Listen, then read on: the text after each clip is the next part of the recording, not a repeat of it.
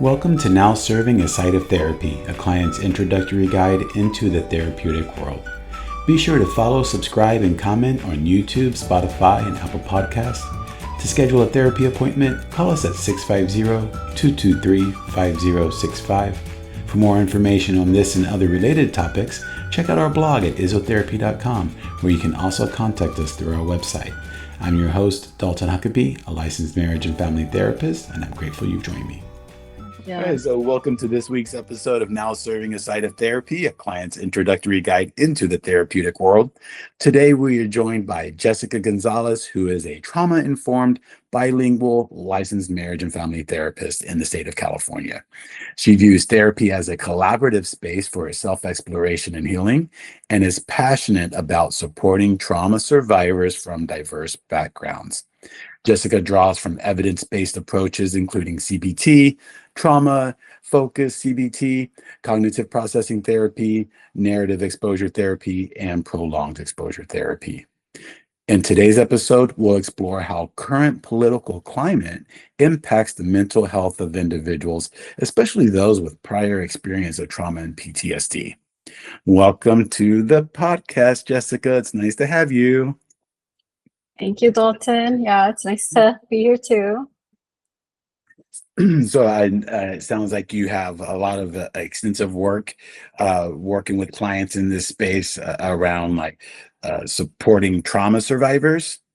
Did that just happen to fall in your lap, or was that like a specific interest that you had that like, I want to focus on this? Yeah.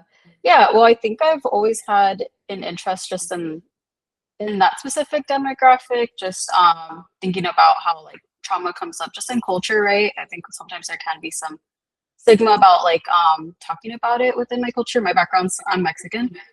Um, and then also like in college I did different like research. So then I think that just kind of solidified to me that's something I had more of an interest in. And then my traineeship and my first like job as a therapist was at a trauma recovery center. So it was a little more like focused on that.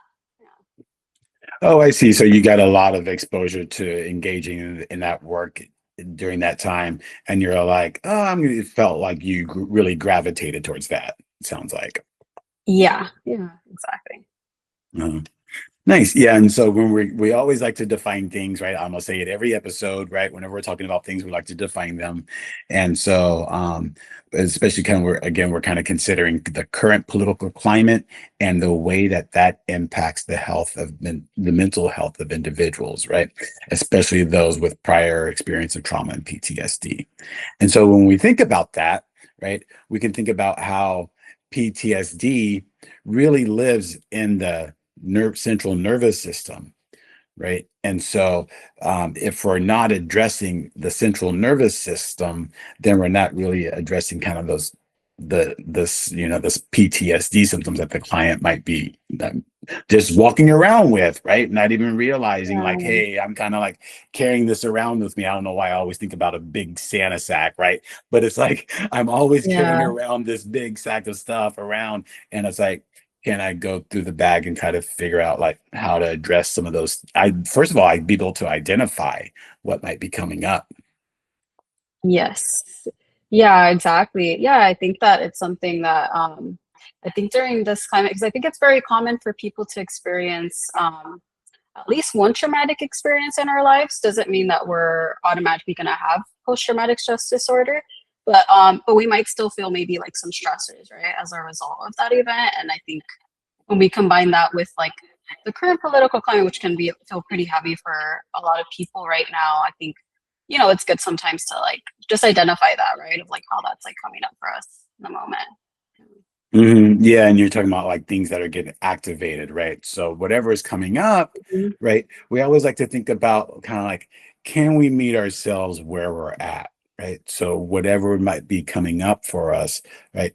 Can we meet that, right? Can we greet that, right? Some of this stuff might be so painful that it's hard to process, right? And so some Mhm. tendencies might be to like avoid, or you know what I Mhm. mean, or Yeah. that doesn't address it. And so what can happen is that these are parts of us that are always that they're there, right? Sometimes they're dormant, right? When Mhm. we think about from this IFS lens, right? Sometimes these Yeah. parts of us are dormant, but sometimes they get activated by an activating event, by a stressing event. And so I always kind of like to think of, well, whatever is coming up, am I able to tend to it? And if not, what are the barriers that prevent me from being able to tend to it? Yes. Yeah, exactly. Yeah, and I think avoidance is pretty common like coping strategy that we use that maybe in the moment maybe it can be helpful, but when we continue to use it, then maybe at times we can notice that maybe we're not engaging in things that we would like to engage in, for example, right? So there can be some cost to using that type of coping strategy. Yeah. Exactly, right. And we don't like you to that point, right? We don't want to get rid of it completely because, like you say, Mhm. it serves a purpose, right? But to Yeah. the point where it starts becoming a detriment, that's where we want to start looking at it. Yes. Yeah, exactly. Yeah, like for example, I think with like when we talk about like with PTSD, right? And depression, isolation can be a pretty common like symptom that we can see come up. And sometimes that's, just in our day-to-day life, maybe we're feeling a little overwhelmed and we're feeling like, okay, maybe I need some me time, right? But just want to be watchful, right? Of like noticing like, okay, when is it becoming more like isolation where I'm noticing I'm like seeking out like support less, or like maybe I'm like spending less time with like loved ones, like things like that. Yeah, and those signs can be so sneaky that we might not even recognize them, right? That's why that's those support systems come into place, like maybe a good friend or a family member, right? Or a therapist might be able to kind of point things out to us if we don't already realize what's going on. But to the point that they are aware, right? Then it's about like, how can we provide that support to and sometimes it's tough, right? Sometimes we just kind of live with these really strong feelings, especially like you say, in today's political climate, right? The different things come up from different people, and we could be talking about in today's political climate, things being as an activated stressor, right? Or there are plenty of opportunities to have activating events serve as stressors. Let's just say that, right? And so, Yes. just in this case of our discussion, we're talking about the political climate and especially how things are really highly polarized, right? It seems like more so now than ever, right? It's kind of separating Hmm. friends and family, right? And then, Yes. and it's all over the news too, right? So if we are kind of like constantly spending a lot of time like doom scrolling or whatnot, or have the news on 24/7, then all of that can contribute to this feeling of being unsafe. And so I was kind of curious, what's been kind of in your work with clients, what have you seen come up around this kind of political climate fatigue, this high polarization and media consumption? Yeah. Yeah. I mean, I think it's something like that I have noticed a lot more of my clients just like reporting feeling more anxious, right? Feeling more like worried, maybe either for themselves or for like loved ones as well. Or sometimes just, I think in general, when we're like as we talked about with like media consumption, right? I think that's also something that's like been mentioned where I think a lot of the apps we use now, like it's a little more set up, right, for that doom scrolling or like being, and that's why sometimes I talk about like just being aware of our algorithm as well, right? Of like if we engage in the content more, it's gonna like push it more. So sometimes there can even be like sometimes a sense of hopelessness, right? When it feels like that's all that we're consuming. Right. Exactly. Yeah. And if there's a part of us that's already been feeling unsafe from past events, right? This is just kind of like activates that, right? It's kind of like as you kind of put it, is activates these old trauma wounds that are there, Mhm. and how that again has an impact on the central nervous system. So when we think about like what are some kind of symptoms that you've seen come up when we talk about this aspect of, well, I'm exposed to this stressor Mhm. and it's activating this thing in me. What are some symptoms that you've seen as far as the activation piece? Yeah. I mean, I think some big ones when we think about just like trauma symptoms or PTSD symptoms in general are like, there can be like more of a fear response, right? We notice like people can feel maybe more like nervous stepping out, on alert. Like hypervigilance is usually how we describe it, right? So we're really like looking around. maybe there can also be, I know we mentioned like avoidance before too. I think that can also be a common like symptom that can come up. It can be like avoidance of maybe going out as much. Like a lot of people can feel like, oh, okay, like I want to stay like inside just because I feel safer there. Um, Isolation can also come up, right? Or maybe sometimes people also feel like they have like a harder time like talking with loved ones about like their like anxiety or like concerns. Sometimes they'll like keep it to themselves, and I think that can also like impact that isolation too. But yeah, I think a lot of the symptoms in general kind of like can mimic PTSD. But I guess what we're when we talk about post-traumatic stress disorder, a lot of times it's like we're responding to maybe a stressor that's no longer there, but we're still having those lingering effects, right? Because we're still trying to keep ourselves safe. So I think that's where it's a little different, right? In this current environment, because for a lot of people, like they can feel like, no, there is these active things that like are making me feel like concerned for my safety or loved one's safety. And even when we talk about post-traumatic stress disorder, that's also something, right? Where sometimes it's not necessarily something that happened to us. We can also like have PTSD from something that we heard happen to like a loved one or something we were like exposed to. Yeah, that we observed, yeah, or that we witnessed. Hmm. Hmm. Hmm. Yes, exactly. And when you were talking about how like one of the kind of responses you mentioned earlier, you mentioned fear, right? That made me think about what is it, the fight or flight, Freeze. Yeah. freeze or fawn, Yes. right? Yeah, so Hmm. that's four different ones. And so um again, they can all serve their own individual purposes of why, Hmm. why that might be Yes. our go-to for us.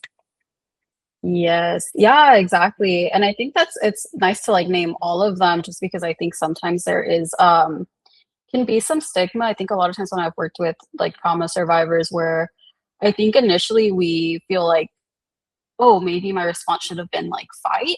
Like sometimes people feel like, oh, why didn't I do something in that moment? But I think it's good to talk about like how there are those different responses, right? And sometimes people like do freeze, and that's a very normal thing, and and your body just taking over, just trying to keep yourself safe, right, in that moment.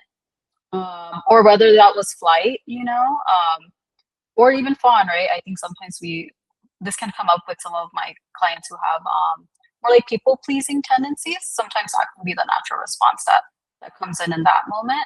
So yeah, so I think it's good to have conversations just on like how all of those responses are very normal, very natural, and just what your body was trying to do to keep yourself safe in that moment. Yeah, so when you're identifying that, when you're working with the clients in this capacity, first of all, it's being able to normalize, right? And validate, hey, Hmm. this is right, like, it's okay. Whatever you're going through is okay. And so I was just kind of curious, like, what would be an approach that you might take with a client who is exhibiting either, you can pick one of the four, like that Hmm. you feel like Yeah. that you'd like to discuss. But I'm just kind of curious, like, what would be a way that you would approach working with a client when they're exhibiting these kind of fight or flight or freeze or fawn tendencies? Yeah. Yeah. So a type of therapy I really like to do is cognitive processing therapy because that one kind of helps you just work through maybe some of those thoughts that come up. A lot of times it can be like negative thoughts or like feelings. Like guilt and shame, I think are very common to come up for survivors of trauma. Say that it is, for example, like say that it was guilt or shame coming up because of their response. Like um gonna say for freeze because I think that one comes up a lot. Um, Something that cognitive processing therapy talks about is differentiating between like or like natural emotions and manufactured emotions.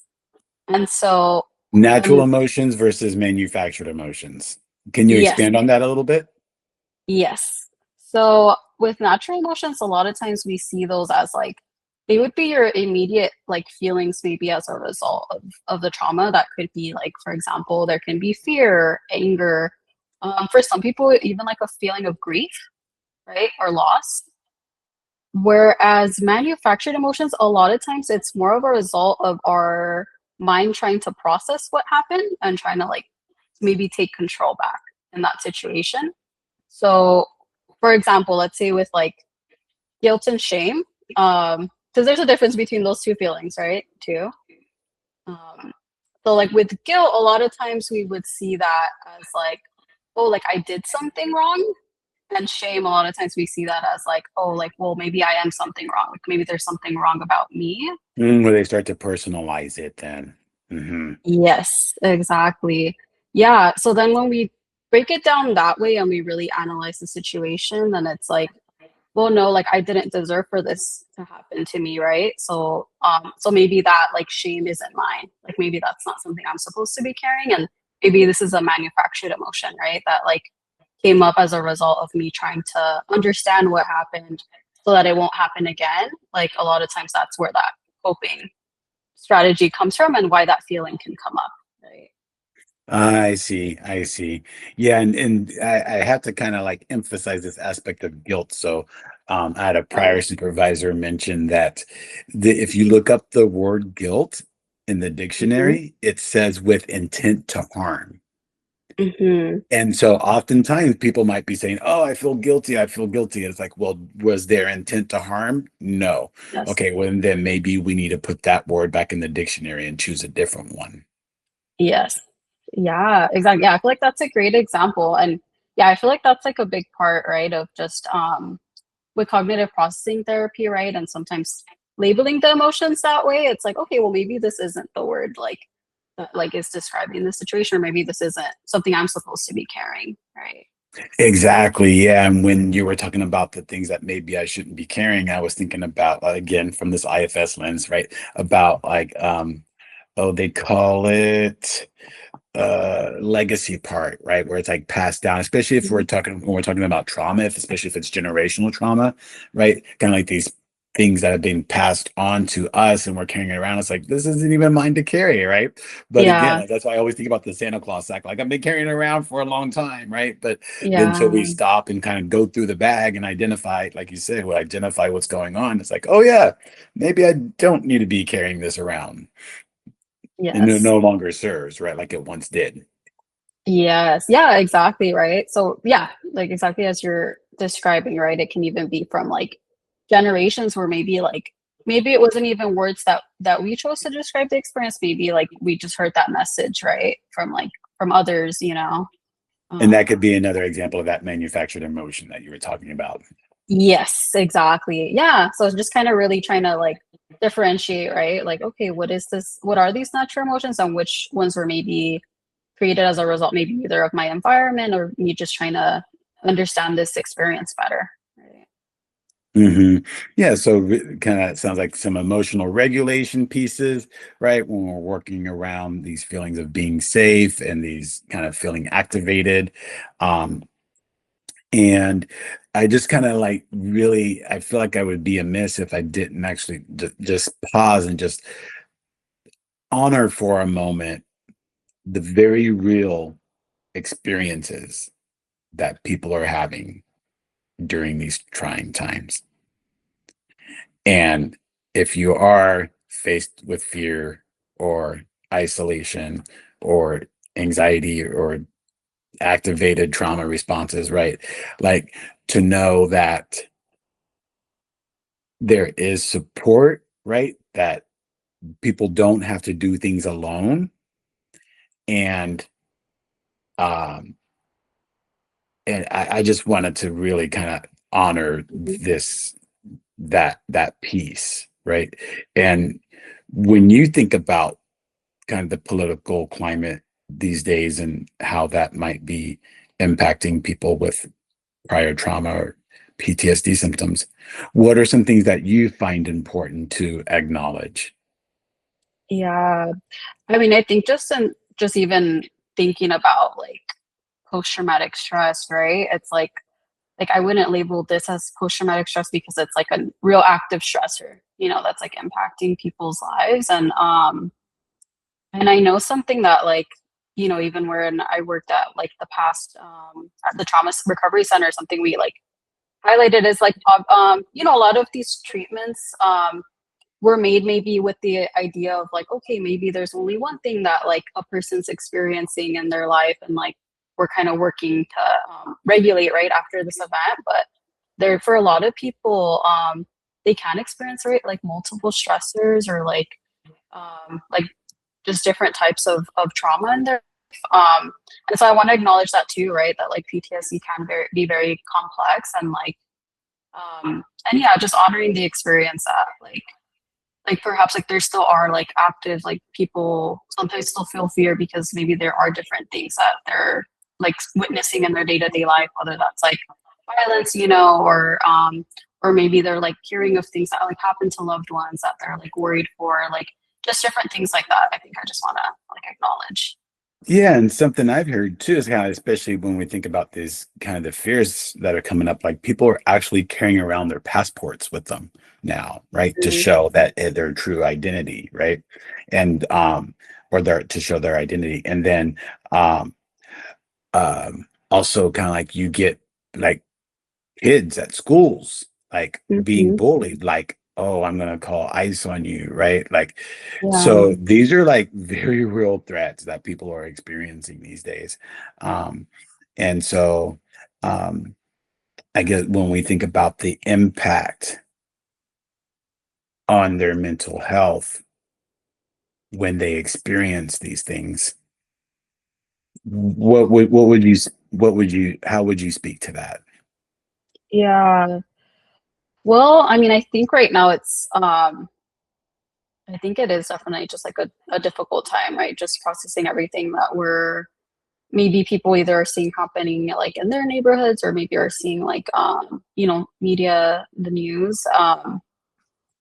But yeah, I think it's hard because I feel like obviously there's no real solutions, right, for like what's happening, and I wish that there were. But I think right now I think I do talk about the circles of influence a lot of time with my clients is like just seeing like okay, what is within my control. A lot of times that's more like our personal self-care, like maybe checking in on loved ones, like supporting them. And then also noticing maybe what's our circle of influence, right? Because sometimes it's hard because of course like we can't really control other people's like views, but they can still very much impact us, right? I think especially when it's like something like hate. Um, so like thinking about that, right, too, of like, okay, like maybe I just maybe leaning in more to like communities where like you do feel like supported and like celebrated, for example. And then what's in our outer circle, right? So that's like the circle of concern. Like sometimes there are things that are out of our control. And sometimes we can get maybe spend a lot of time we can spend a lot of time sometimes maybe worrying about those things that are outside of our control. So that's where maybe we want to like focus a little bit more on like, okay, what is in my control in this moment, just to help ourselves regulate too, right? Hmm. Yeah, I like this aspect of the circles of influence that you mentioned because in an environment where we feel super powerless, right? Mm-hmm. What are some things that we do have power over? And so that helps us kind of get some of our own agency and autonomy back again in an environment that just seems so unpredictable and unsafe. Yes. Yeah, exactly. And I think even when we think about like trauma and like just just big stressors in our lives, power and control can be like a big thing, right? Because it's like I think sometimes we find safety when we feel like, oh, I have power, I have control over the situation. So just acknowledging that, right, too, is that can also impact safety is like when we're feeling like there are so many things outside of our control. And to your point, like if we're, if we're doom scrolling, we can see how that Hmm. might be, that was one thing that we said might contribute to this sense of being a feeling unsafe, right? So maybe can I Hmm. minimize my exposure to Hmm. media, right? Or like you said, can I change the algorithm, right? Yeah. Or things like this so that we're not kind of like getting it because it's a lot of it's the same message just put in a different way. Yeah. It's like, you know what I mean? So it's Yeah. like we don't need to hear more of this. Yeah. Yeah, I exactly. think people are aware, that there's definitely a heightened awareness of what's going on. And yet sometimes that heightened awareness can be too heightened or too much. Yes. Yes, exactly. Yeah, I mean, I know a suggestion I've even heard about has been like, because a lot of us, we still want to be informed, and I want to like honor that too. But like sometimes people say like, okay, well maybe we switch a little bit more to like reading about the news versus like actively like watching like visuals, because I think that can be very activating, and maybe we're still carrying that with us, right, for the rest of our day too. Exactly, especially because there is no viewer discretion warning on a lot of these Yeah. videos that are putting out there. Yes. Yeah, exactly. So I think something to try, right? If like someone is feeling like, okay, I'm noticing myself getting very activated after I'm scrolling and I'm watching a lot of this content too. Thanks for tuning in this week. Be sure to check out our episode next week as we continue our discussion with Jessica on the impact of political climate on mental health, as we explore self-care, sleep hygiene, and living by values.